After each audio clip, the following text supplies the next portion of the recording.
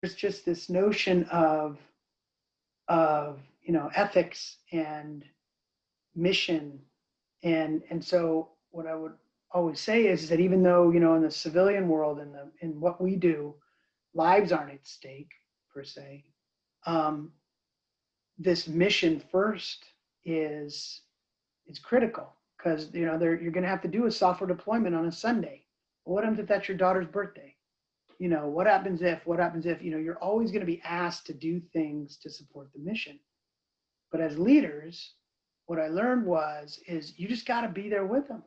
Like you whatever you're going to ask them to do, you got to do for them, with them, at this, you've got to demonstrate that. And so you never ask them to do something that, number one, you're not willing to do, and number two, do you really need to do it?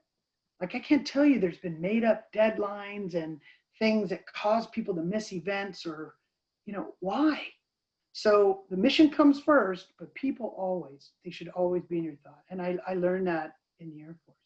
I think that's so interesting, Brian. I'll just, sorry to interrupt, but for me, at least, I would think that there's mission, and then there's a leader who communicates the mission. And I think the mission could be amazing. We're all going to do something that stirs someone's heart. But Yeah.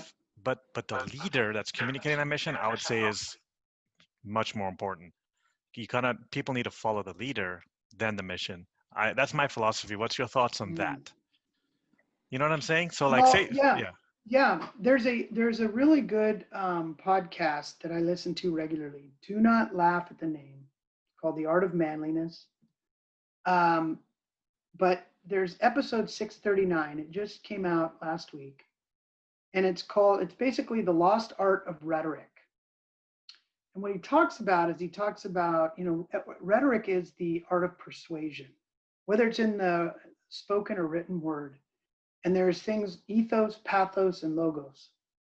And the ethos is, which this professor, book author, claims is the strongest, is people will follow a leader that they like and they believe in, that they trust. So I agree with you that the leader matters. I agree with you that leadership matters. But the mission trumps all.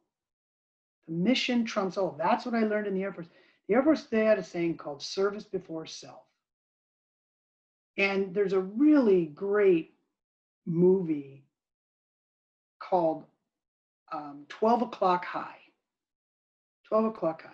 And they use this to teach leadership because it demonstrates, it's a World War II movie, I think Gregory Peck or something, where the commander of a bombardier squadron in World War II, the men loved him. They followed him, they aspired to him. But the problem is they had put the allegiance to him, and he was failing the mission because what he said was, we're not going to do low level bombing, which is what it took back in those days to actually hit the target, because then I'm going to lose men. So we're only going to do high level, do the best we can, and all of you will get back safely. And so what ended up is Gregory Peck, I think it's Gregory Peck, comes in and they relieve that guy of command because they had moved their loyalties to him, not to the mission. So they bring in this guy and they hate him. They're like, this guy's a jerk, because he says, look, we're going in, we're going to go low level, and we're going to hit our targets. Like, that's the mission. But the difference is he said, and I'm going to lead the first wave of attacks. They did not like this guy at first, but then they started to have success and they started to see the big picture. They started to feel what winning was like, and it changed the game. So I'm very hesitant to say it's the leader. I don't know if I'm a good leader or not. All I do know is that if there's a mission and I need to get this team to attack that mission, I'm going to do it to the utmost of my ability, whether they like me or not. I'm going to, everybody wants to be liked, but it's the mission. And